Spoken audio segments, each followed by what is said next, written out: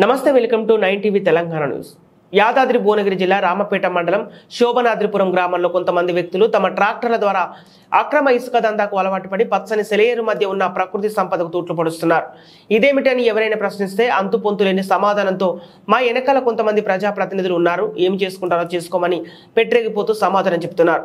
అక్రమ ఇసుక తరలించడం వల్ల భావితరాలకు భూగర్భ జలాలు అంతరించిపోయే ప్రమాదం ఉందని జర్నలిస్టులు అడ్డుకుంటే మాఫియాకు సహకరిస్తున్న కొంతమంది ఫోన్ల ద్వారా బెదిరింపులకు పాల్పడుతున్నారు. ఇప్పటికైనా ప్రజాప్రతినిధులు పోలీస్ నిఘా వ్యవస్థ బాధ్యతగా భవిష్యత్ తరాలను దృష్టిలో పెట్టుకుని పచ్చని పొలాల్లో సాగుతున్న ఇసుక అక్రమ దందాకు అడ్డుకట్ట వేయాలని పలువురు ఆరోపిస్తున్నారు.